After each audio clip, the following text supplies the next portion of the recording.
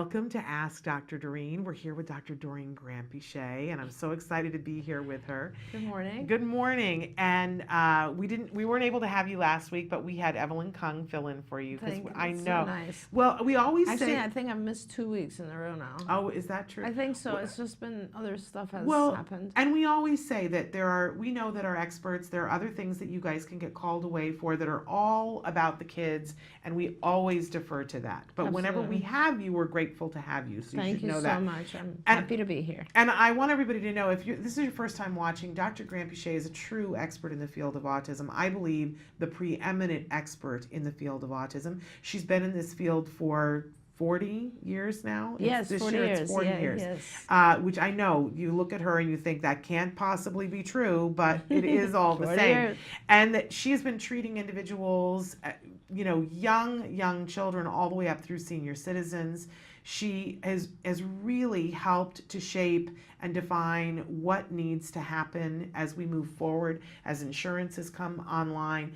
And I really do believe, and I get to meet a lot of people, Dr. Granpeesheh, but I really do think that you are head and shoulders above people in terms of understanding what our kids need Thank you. all different places on the spectrum and what our families need. Thank you very much. Thank you. Are you kidding me? Appreciate it. I appreciate you. And I appreciate you being here and her having the time to take with us in this format, because I don't know of any other format where it's interactive, where you can ask an expert of her caliber questions. Now, we do have the little asterisk that no expert can give individual specific advice in this particular format, but if you'll write in a question, be as specific as possible, and then it's like getting to pick her brain on it, and there's no hefty bill at the end. Absolutely. Yeah, we're happy to help it however we can. Well, so appreciate you. So I want to start with a question that came in. I have a 6-year-old that does well academically, but not socially. Mm-hmm. His biggest challenges are staying calm when teased, making compromises, and staying calm when disagreeing. I know he has a lot of other social skills that he doesn't know yet, but hates any kind of therapy that addresses these deficits. He likes to say, I know, but he totally doesn't, and then shuts down and doesn't listen. And thanks for your help. Right. So this is I have lots of feelings about this one. This is a good thing, because it actually shows me immediately how high functioning this little person is. Usually it's harder for our very intelligent and high functioning kids to be patient and learn, because they really think they know. Yeah. And it's lovely. In some ways it's really great. In other words, it's hard because they are so intelligent that they have a hard time learning, right? So they don't want to receive, they basically think they know everything. So it's hard. I definitely don't think the parent, should be involved in trying to teach this too much. It's going to be more of a battle with the parent, because, all children have a hard time learning from their parents. Is that true? Oh, it's gosh, not yeah. just me. No. I mean, honestly, I feel like the minute I go to tell my son something, he's like, yeah. like it's nails in his head. Right, but that's because the parent, especially mom in most cases, but the parent has been, for the lifetime of the child, associated with several other things that are contrary to learning. So the parent, for instance, has been classically conditioned, associated with things such as comfort, reduction of pain, food, love, all the things that have to do with a message of you are good, I'm going to love you, you are great, here I will take care of you, I will protect you, all that. And then when you try to teach someone, what they can interpret is you're not good enough. And the conflict between there's something actually wrong that I'm trying to improve, and I love you, you're perfect, is too much of a conflict. So our kids have a hard time learning from us, because they just become accustomed their whole lives to receiving the kudos, you're amazing, you're amazing. Okay, that so makes sense. It's just the conflict, right? Yeah. Just, we're conditioned to see our parents. So this is good parenting. You've given love and care. Now it's hard for our kids, and they're young, to try to receive any kind of information about how to get better, because the way they hear it and see it is you're not good enough, which is why you need to get better. Oh, okay. So, and the same thing here. So, first of all, I think it's easier if someone else does the therapy for this individual, for this child. And really, it's not an easy thing to tackle, because it's not about just having the child calm down and listen to one particular scenario. I think what you need for this little 6-year-old is essentially a whole series of things. So and to begin with, it has to be, this is someone who's somewhat in control, wants to be in control, and taking control away from our kids is sometimes extremely difficult. So what I'm saying is that this child needs to want to change this particular behavior. And in order to want to change this behavior, what they have to do is first themselves come to the conclusion that there's anything wrong with this behavior. So a lot of times, same thing for you, Shannon, is that if our kids realize why you want to change your behavior and they take ownership of it themselves, they often can change it fast. Okay. So the best thing is to actually give them a visual. Let's say videotape a scenario where the child does something and others walk away. In this case, let's say making compromises, staying calm when disagreed with. So if you could perhaps videotape a scenario where you disagree with a child, or you have another child come in and disagree with a child, and then you show the videotape. You just play the videotape and ask your child, what do you think about this? Don't try to point out things, just say, what do you think happened here? And if someone else can perhaps say, why do you think they walked away? Or why do you think they didn't want to play anymore? And that's it. Just leave it at that. Let the child process it without embarrassing them, without, pointing out that there was something wrong. Because our children are smart enough and they can figure out, and I don't know the functioning level of this child, but to me it appears like they would probably recognize that other kids didn't want to hang out. Or when they tease him, videotape a scenario, a mock situation where you've set it up, so that the child themselves can actually see and maybe ask you questions about what happened, and then let them figure it out. Once they know that is a problem, I promise you, most of our kids actually want to socialize. They just don't realize what are the things that are making them appear odd, or making giving other kids an opportunity to tease, or making other kids walk away and not want to play. First, work on having the child recognize those behaviors, and then it's much easier to talk about how to change the behavior when the child themselves has recognized it and wants to change it. It's amazing. Just as you were talking about that, it totally took me back when Jem was in kindergarten. There was something a behavior that he did that we called it crashing. He would crash into people. He would come over and just sort of throw himself on top of them. And the other kids were not having it, not having it at all. And we did lots of different things, but it was when our supervisor said, you need to show him videotape of another kid doing this. And it just so happened that right about that time, HBO had the series Peter, Peter, there's two of them. Peter Goes to School, I think it is, and it's a little boy who has a developmental delay, not specified as, what, but they followed him around in kindergarten for a year, and they got all the families to agree, and it's so educational. I really recommend it. And then they went back, I think, when he graduated, and filmed with him again the year that he was graduating high school. But we sat down and watched with Jem, and there was an episode that they did where Peter was crashing into all the other kids, and then they would cut to the kids saying, I don't want to be his friend when he does that to me. There you go. And Jem looked at that, and he was like, oh, and that was the end of the crashing. That's it, yeah. That was the end of the crashing. Honestly, a lot of times our kids they don't realize what it is from someone else's perspective. It's the same with us, if you think about it, honestly. Like anything, whether it's like a small behavior, like people have a habit of like doing something with their hair, or a tick, or some rude words we use, or whatever. When you see yourself, you automatically start to like critique it yourself. Yeah. And sometimes for our kids, that's all it takes. Amazing, amazing advice. All right, so check that out. Try that, and then write back to us and let us know. We love it when you guys follow up. We're going to take a short break, and then we're going to be back with more of your questions after these messages. Stick with us.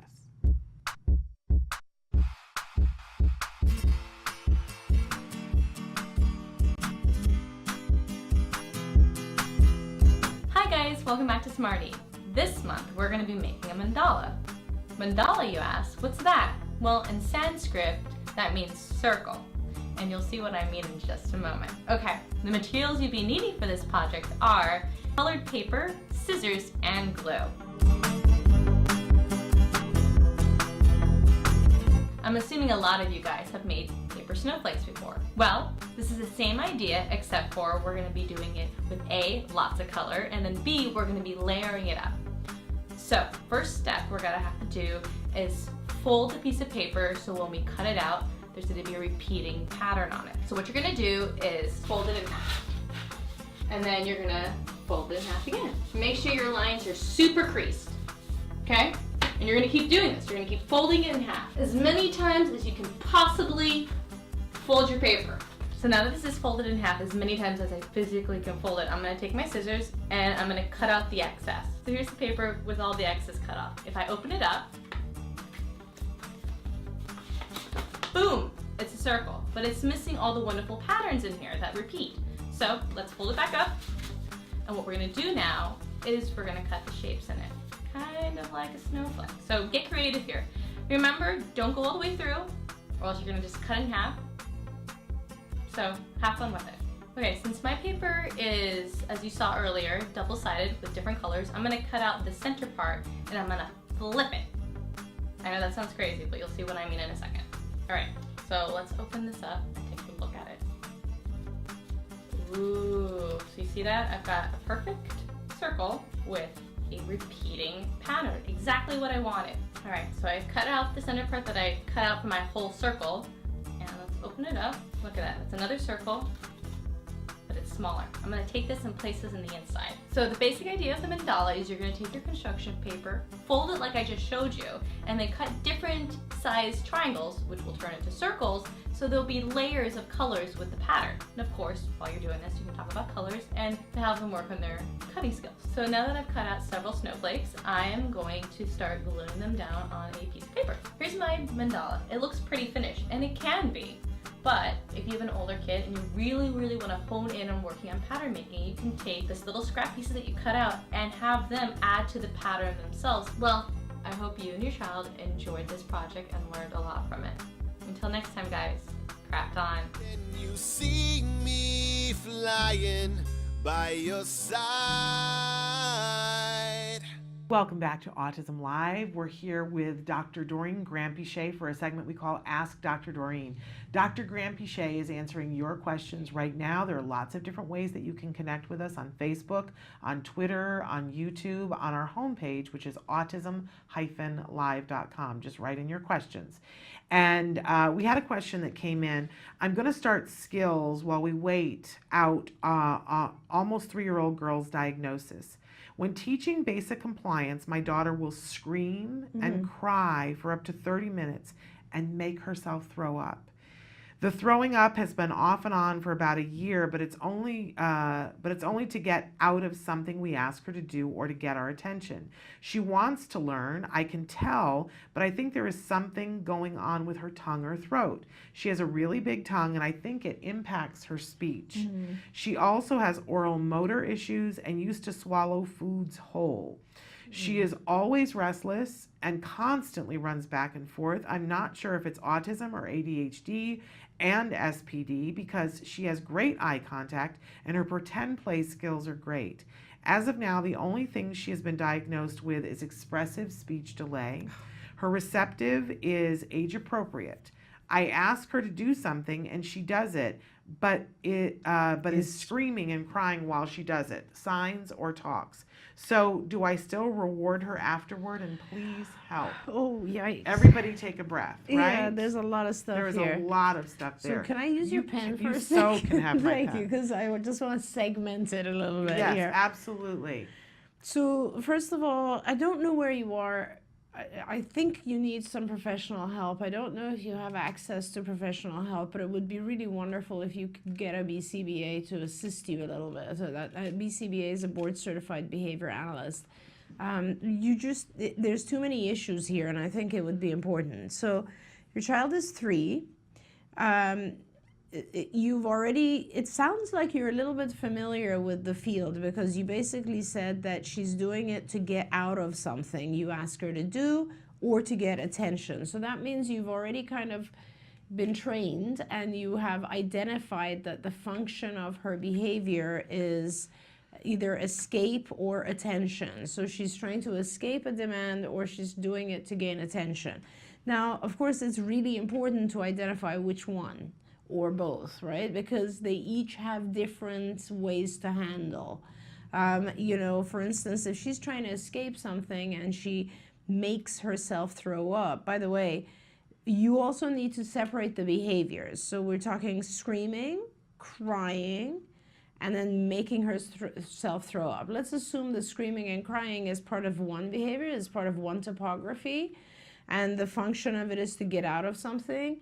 The way you handle that is going to be kind of different than how you handle, let's say, throwing up to get attention. So first of all, let's separate everything out, right? So separate for sure a tantrum and throwing up, and then identify which one of the functions hits which one. And you probably would need some help with that, right? That's not It's a little something hard. that a typical parent could really identify well while you're dealing with the tantrum, right? Absolutely. I mean, it's difficult, because when you have kids who are doing a behavior and there's multifunctions and there's different topographies of the behavior, it is pretty hard. It would be good to get a specialist, a BCBA, in there who can help you with that. And so once that has been done, once you identify, for example, let's say she's tantruming for a long time and her whole purpose is to get out of something, you have to make sure that she learns that her behavior is not working. So in other words, it's not a good form of communication to tantrum in order to get out. How do you do that? You don't let her get out. So you continue the task. Even though she's tantruming and so on, you can make the task easier, but you continue the task. And essentially, she will learn that, oh, no matter how much I scream or cry, 30 minutes, 40 minutes, an hour, it doesn't matter, they're just going to continue the task. So this is not an effective thing for me. Instead, maybe what works for me is to actually ask to have a break, or to touch an icon. I don't know her functioning level that says break, an icon or picture that says time off. And so she can actually do that instead, and when she does that, you can physically model for her to do that, and then you give her a break. Like, that's very easy to do. But I mean, I don't want to go too much into telling you how to handle this until someone has helped you identify the function. The function of behavior alters the treatments. Like, right. So every different function.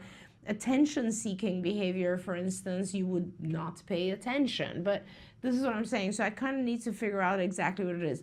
And when you say throw up, it also is important for someone to really help identify, is she actually throwing up food? Is she ruminating? It's in her mouth. Like, what is the actual behavior that's occurring? So you sort of need help with that. Now, the more important thing here that's concerning is that you think that the size of her tongue is causing some of these issues.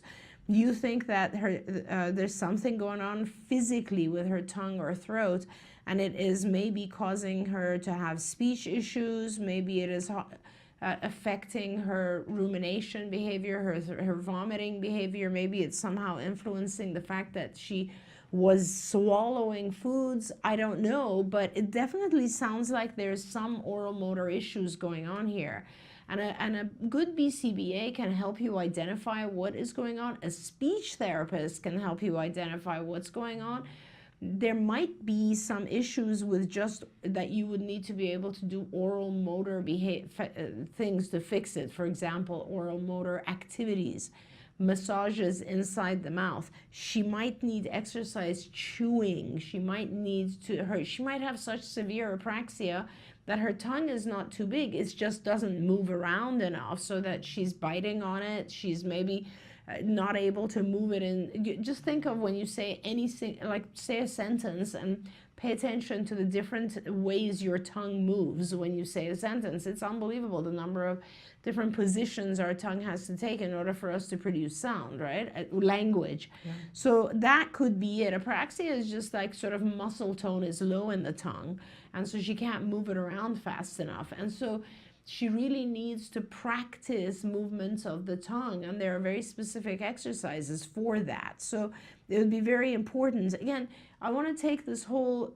if she has apraxia and it is very frustrating for her because she can't communicate, it would make sense that she would have a tantrum, or maybe she would even force herself to throw up because she's frustrated because she can't get her tongue to produce these sounds.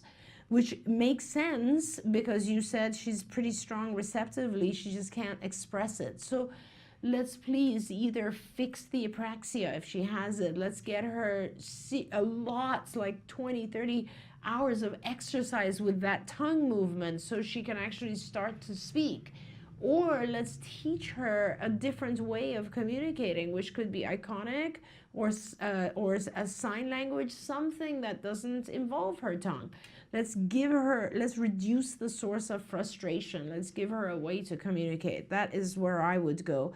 And you certainly need to identify the diagnosis. Like there's a big, big difference. I mean, expressive speech delay, if that's all it is, then she's definitely frustrated at this point and she's doing these other behaviors.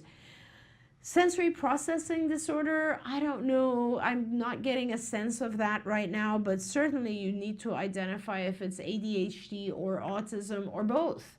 And let me tell you, they're very different from each other. Like individuals with ADHD have issues with distractibility and attention and hyperactivity. Individuals with autism have issues with actually understanding the information that is coming at them. It's quite a different level of disorder. So please go to a psychologist, a licensed psychologist who can practice, or a psychiatrist or a neurologist, and they will help diagnose and give you a better diagnosis. If she only has expressive speech delay and she's really having these behavioral issues, then she's seriously frustrated with not being able to express herself. And you need to either get her tongue working so she can have speech, or you need to move to a different form of communication. Thank you so much. We're getting a lot of questions from Great. parents in the last couple of weeks about apraxia and about ways that they can get help with apraxia. I'm really concerned that we obviously this parent took her child to be diagnosed by somebody at some point, and they said expressive speech delay. And that gets you absolutely no funding for anything. Yeah, and expressive speech delay, by the way, is not even an official diagnosis. So I don't know who diagnosed. It might have been a speech pathologist. Okay. And they're not supposed to be diagnosing mental disorders. So you need to go see a psychologist or a psychiatrist and get an accurate diagnosis. In fact, I think you should probably go someplace that's a center, like a university setting, where they can actually do a bunch of testing and determine exactly what's going on. Now, to go back to the issue of apraxia. Yes. There are a lot of things that you can do that apraxia just basically has to do with anything that is going to exercise the tongue and help you exert air. So exercise the tongue, you can begin with imitation of tongue movements in front of a mirror, or just imitation, where you teach the child multiple times a day. You know how this is kind of always makes me laugh, because I used to have a friend who would do facial exercises where you will stick out your tongue and move it, and try to touch your nose with your tongue, try to touch your chin. And that is the type of exercise that actually also helps strengthen tongue muscles. But in addition to just moving your tongue, and this would be multiple times a day, a lot of this exercise, and you would have to speed it up. So it's not just a matter of going but it's actually moving your tongue fast according to a pattern, right? So not just random movements, but according to a pattern. And then also it's a matter of doing things like massage and vibration inside. Nook produces a lot of these things. You can actually order a lot of these types of things. They're small items that vibrate inside the tongue. They actually make the tongue move faster and vibrate away, etc. Then there's also the whole the activities that involve things like chewing. Yeah. Chewing gum, even chewing is something that helps us move our tongue a lot better. Blowing exercises have to do with learning to blow a candle, blow one of those party favor things, blow, you know, actually then you have to work on things like sucking in air, so a straw. I mean, there's a whole array of activities.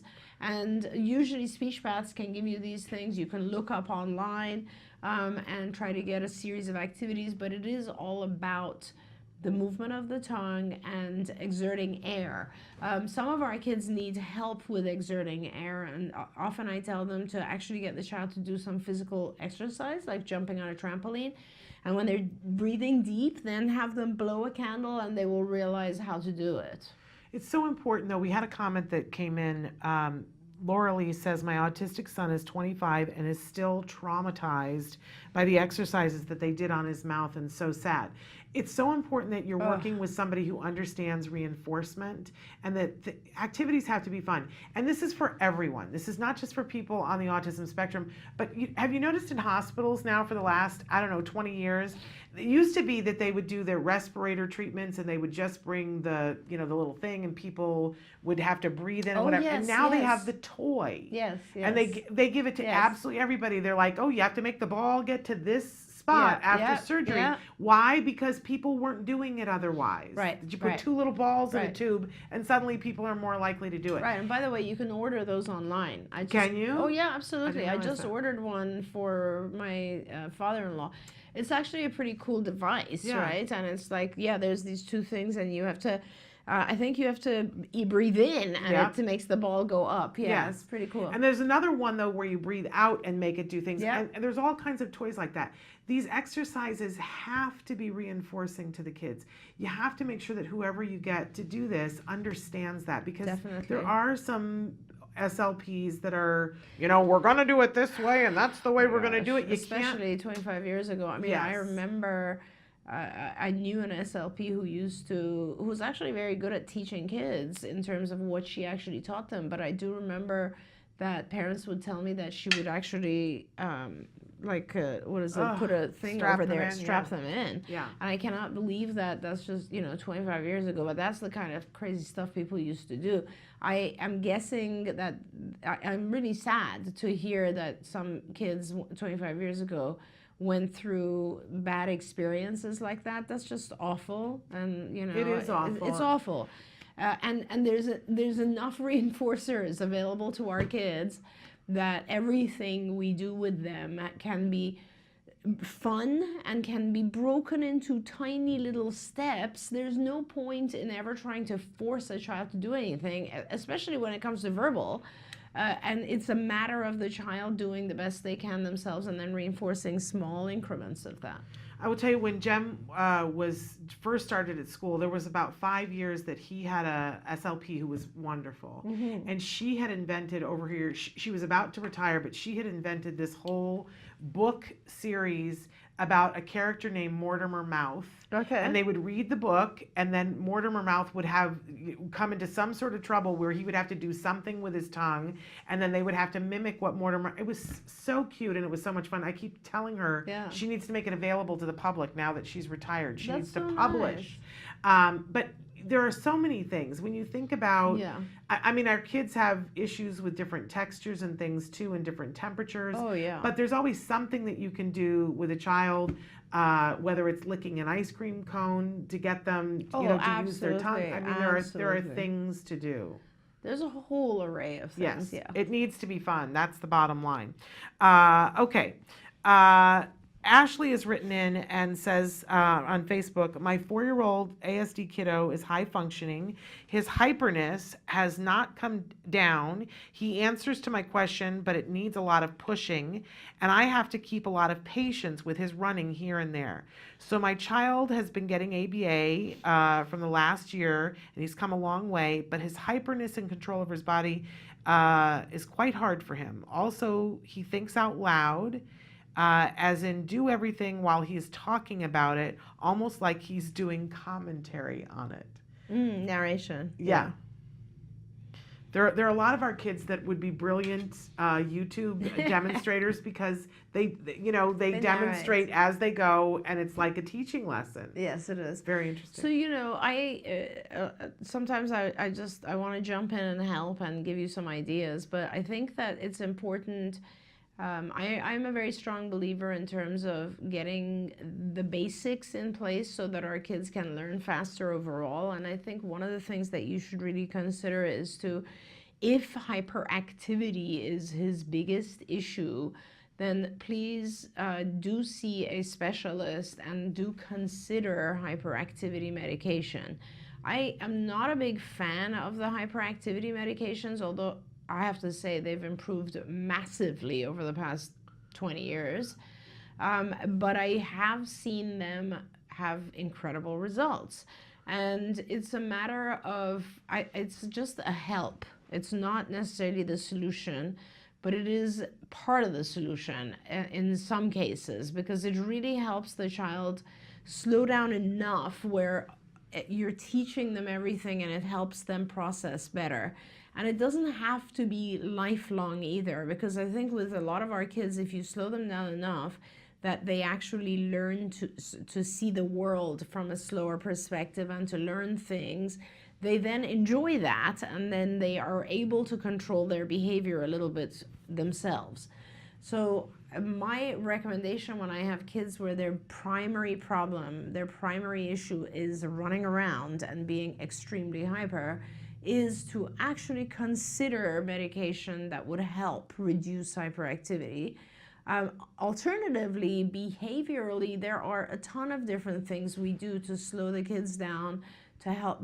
It's just, if you think about it, all you're doing is it'll slow you down a little bit in your acquisition, in the child's acquisition, because you'll do smaller chunks of things. And what you're doing throughout is you're shaping a behavior. So let's say the child runs off, you get a baseline of how long can they survive before they run off. Is it 5 seconds? Okay, and now your job is to take that 5 seconds and build it to a minute or 2 minutes, which is a reasonable amount of time to pay attention. And that takes a little time. But all you do is you just set a timer, you sit at a task for 5 seconds and then 10 seconds, and you reward that, and then 15 seconds, and you reward that continuously. And when the child's good at that, 20 seconds. When they're good at that, 30 seconds. And you very gradually increase the session time, and that will help the child slow down. Now, when you do that with kids who are hyperactive, you'll notice that there's also when they're very fast, they learn to process the world and all the things that come to them fast. So after you slow them down, their attention becomes a little bit more evident. Their problems with attention become more evident, because now when you're hyper, you're running and you're like, if you just try this, you're moving through the universe very fast. And so the things that you receive are completely different than when you're sitting in one place. Now, when you teach your child behaviorally to slow down, they're just not used to that. They're not used to receiving information much slower, right? When you're in one place, you're solitary. What's around you is the same thing. So you then have to learn to pay attention to more of the stuff that is not moving. Right. Because when you're moving, all you pay attention to is stuff that's moving around you really fast, right? And you get less. When you're sitting and when you're not moving, you receive information that's the same information. But it takes a while for your mind to adjust to that. It takes a while for you to adjust to that. So just be ready for that if you're just doing kind of a behavioral treatment for this. Having said that, I think your best course of action, again, is to get a professional, a behavior analyst, who can focus just on reducing the activity level of the child. Because once you've reduced the activity level of the child, it really does help the kids pay attention, learn better, and so on. Now, narrating things, like repeating things continuously, there's a lot of things you can do about that. But I, A, don't know enough about your child, and B, I would need to know what prerequisite skills the child has so that I could guide you correctly with that. So again, I think there's two things you could do right now. One is get a behavior analyst who could just help you focus on shaping down the activity level. And two is perhaps go on skills. When you go on skills, our curriculum area, there are lessons that talk about kids who narrate. We call it narrating. And that's just repeating stuff. I don't know if the child is repeating stuff that's out of context. Is it stuff that he or she is hearing from TV or cartoons? Most of the time, our kids repeat stuff out of what they see on TV. Is he narrating himself in third party? I don't know enough about what's going on. So perhaps you could tell us more, or I think if you get a BCBA in place, that'll be very helpful. Okay. Can we talk for just a second about Of course. diet? Oh, of course. Having Diet, to do of course. with ADHD. Hyperactivity, yes. Because this is a difficult subject, I think, for everybody, but there have been studies that have shown that there is a correlation between hyperactivity and pesticides in the child's urine. Oh, pesticides, sugar, Yes. and food coloring. Exactly. So all three of those, definitely there are studies on this. You're absolutely right, Shannon. And if your child is receiving a high level of any of those things, which obviously we all are receiving high levels of pesticides, a very important step before looking at medication is to alter the diet. Absolutely right. And if you doubt this at all, because I know there's a lot of doubting Thomases out there, but I used to, when I would take my son to a typical birthday party, right? Mm-hmm. And especially around Halloween, when they frost the cake and there's like a black cat. Oh, yes. I remember there was one birthday party, it was a black cat with a rainbow tail, right? Yeah. So there was every single color you could imagine. And my son was gluten-free and dairy-free, no artificial colors. So he wasn't having any of that. He had this little horrible thing that looked like an asbestos tile that was horrible to eat, right? And everybody was like, this poor kid, and I felt bad for him too. And then I watched every single kid eat it was a cake that broke out into cupcakes. And then they were all taking pictures with their blue and their purple and their black tongues. And it was so cute. My son just was feeling so left out. And then 20 minutes later, it was mayhem at this party. Yeah. There were kids screaming and crying and throwing things. And parents were like, I don't know what just happened. And it was crazy. Yeah. I watched those kids basically be drugged, and then everyone acted like, I don't know what happened. Right. Nobody else was connecting it with the fact that 15 minutes ago they just ate everything in the world that would not be good for a little body. It's so interesting what you're saying, Shannon, because we don't see how food influences us. We just don't pay attention. Well, we don't want to.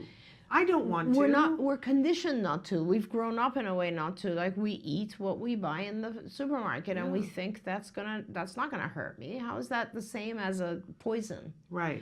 And it actually is, and that's the thing that's so important. It's like you actually, if you pay attention, you will identify the things that are affecting your child. I've had so many parents over the years tell me when I've told them, why don't you try eliminating this or that? And they come back and they're like, oh my God. It's crazy. Yeah. I have one friend with neurotypical kids, but one of her sons, the Red Lake Red Lake number whatever, he got to a point where he would say, does it have it in it? I don't want that because I don't like the way I feel. Yeah. And if our kids had the ability to say that, maybe they would as well. So something to try. To see what it's like. It'll be rough in the beginning because it's hard to take away all those things, but I'll tell you what, there's lots of substitutes. Honestly. Lots and lots of substitutes. Well, nowadays it's so much easier. Yeah, it is. Absolutely. It is much easier. But if you're at a 7-Eleven, you know, the array is not there. You have to go to a different store, but it makes it tough. Okay, I wanted to take a break, and then we're going to come back with questions about diagnosis that are coming in on Facebook. Stick with us.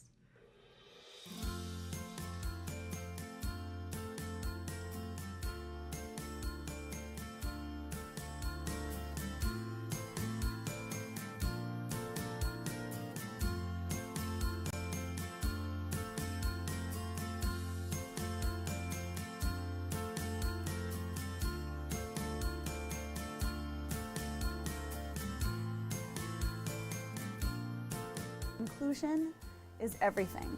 Feeling like we have a place where we belong. And when I say we, I'm first and foremost a mother of a child on the spectrum and gym owner and now founder of carrying this to families who need it as well. My son is extremely hyperactive. Getting him to calm down is a very difficult task. So the idea of Rock the Spectrum Gym, where he could just go and run and play and do all these fun things without any kind of worries and just go, go, go and bring down that energy, it helps us so much at home. You know, in the home or at school, it's not acceptable, but this is the one place it is acceptable for the child to kind of be themselves and get it all out there and just really just be themselves. It's an amazing place where my son could go and be himself. You get to meet other parents who are in the same journey as you are. I think the most popular aspect of it is how they include all children of all types, not just only learning disabled, lower functioning, moderate functioning, high functioning, and non-disabled.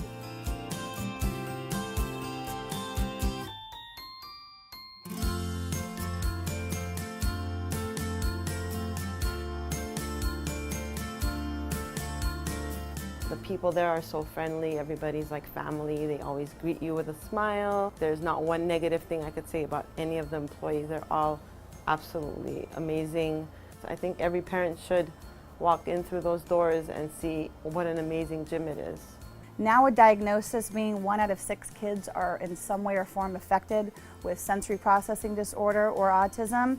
That's why We Rock Now is on the rise. People want to be a part of it. People know that they have a community there. They know that they can learn more information about things that they don't know themselves or that they can share, build friendships, and basically get what you get in an OT facility, but it's not $150 an hour. It's $12.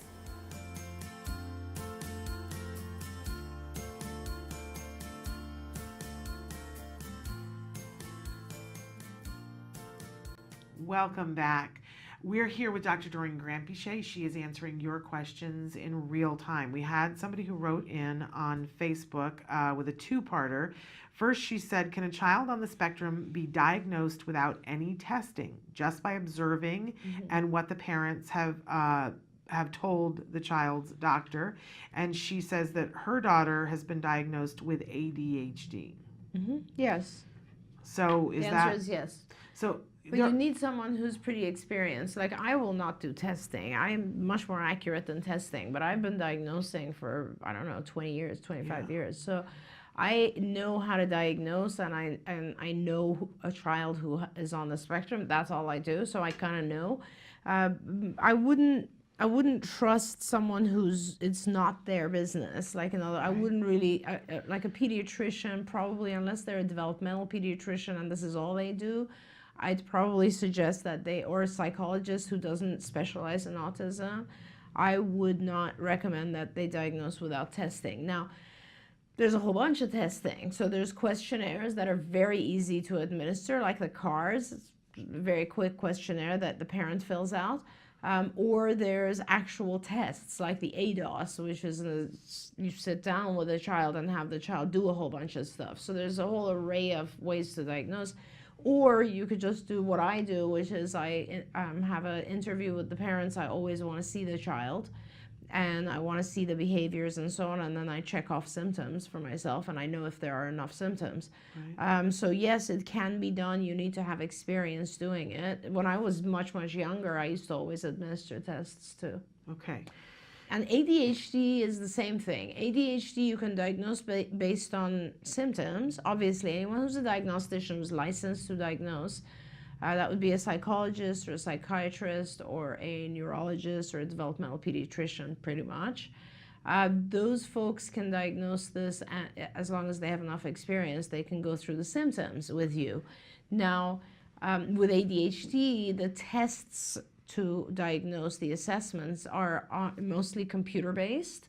So there's, like, let's say the TOVA or the CARS, there's the way that it works. You know, when you go to get your eyes checked, there's a test where a little ziggly thing, you look into a machine and a little wobbly thing, and every time it comes up, you press a button, and that is showing if your retinal, like, you can see things in the whole full visual field. Your retina works across the whole visual field. But for ADHD, the test is similar to that. It's like a screen, and a particular stimulus, let's say, I don't know, a star pops up amongst other things, and the child has to indicate when they saw that.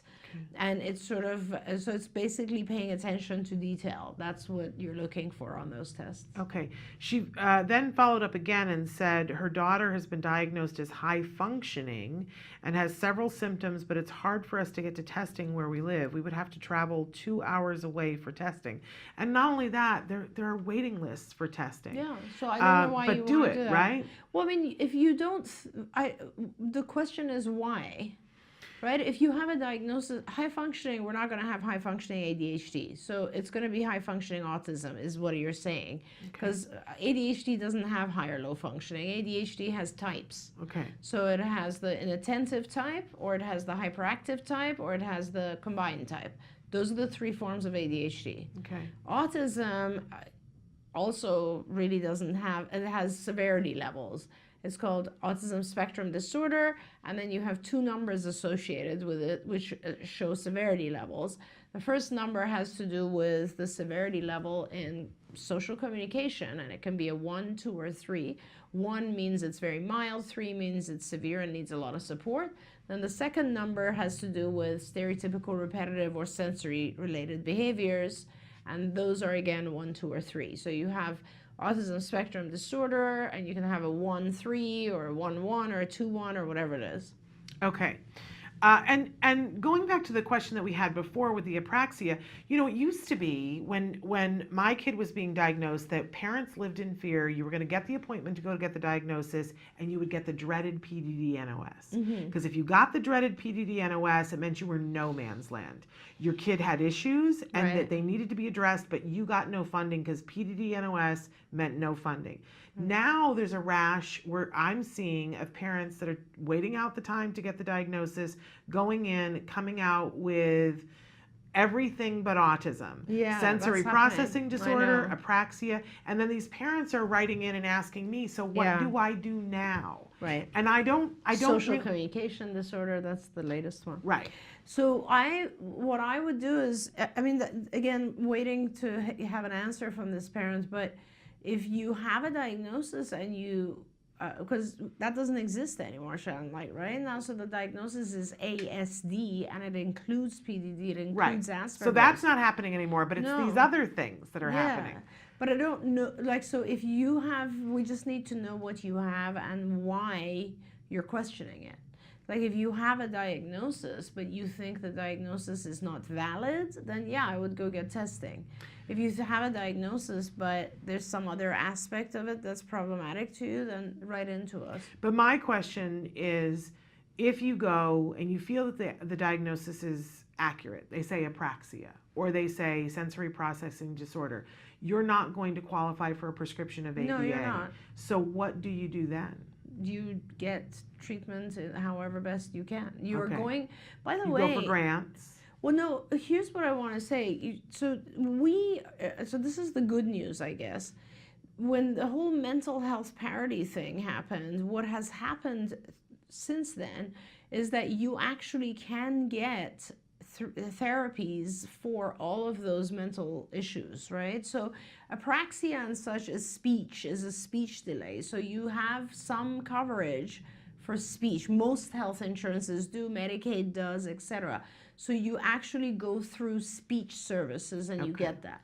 If you have other things like sensory processing disorder or social communication disorder, what I would do is I would look online, I would pull up the DSM, Diagnostic and Statistical Manual, definition of social communication disorder or sensory processing disorder. Nobody knows your child better than you do. And if that thing explains your child, then that's what you have. So you're good with the diagnosis, and now you still can go and get ABA. You're just not going to get an intensive amount, which probably you don't need.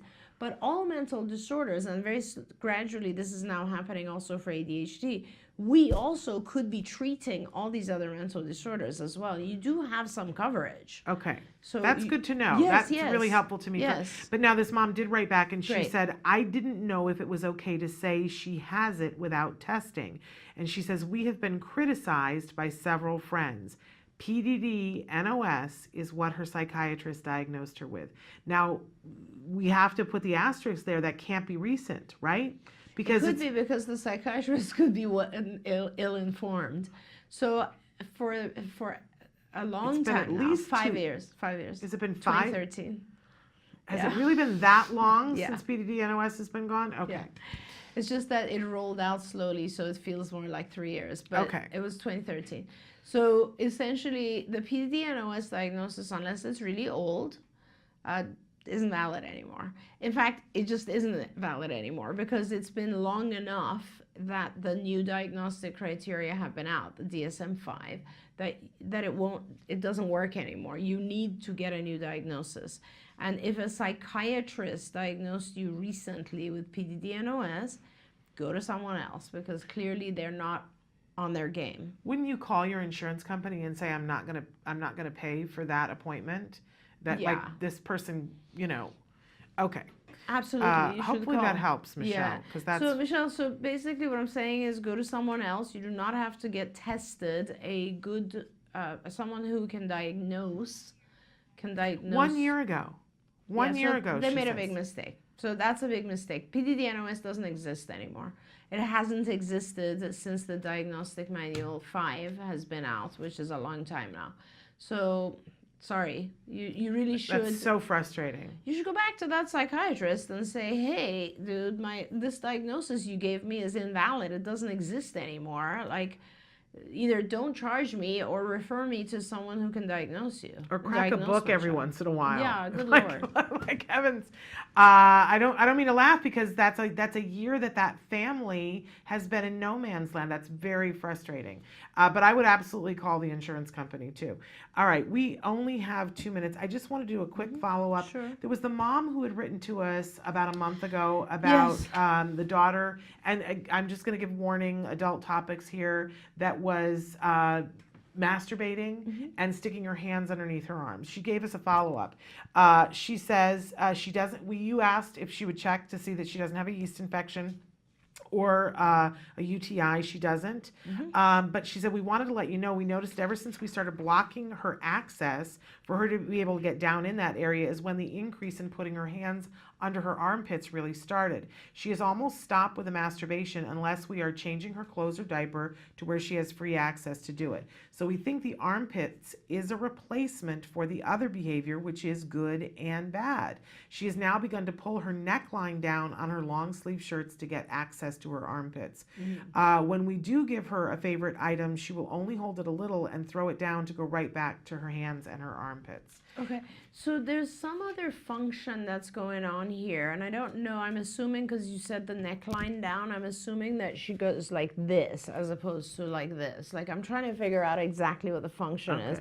And if she does this and it isn't, so the other behavior is out of the picture now, so we're focused on this. The real question is, what is she gaining by doing this? So I don't know exactly what she's gaining. It could be that she just needs a tight spot for her hands. I would try other things, for instance, teaching her to put her hands in her pocket. Perhaps put an object that she likes to play with, like one of those scoosh ball things, in her pockets. She can only have it if she puts her hands in the pockets and she can play with them. That's one way to try it. I don't know if she's like doing this and then like smelling her hands. Maybe that's what it is. You have to identify exactly what the function is of putting her, maybe she needs the sensory, the contact. Is she like tickling herself, because that would be closest to masturbation. Like, is she getting a sensory input from it? What is it that she's gaining from it? Because whatever behavior, appropriate behavior, we try to replace it with has to produce the same function. Okay. So moving it along, we've gone from the one behavior to the other behavior, which means that she can, so maybe we can move this to yet another more appropriate behavior. Absolutely. Amazing.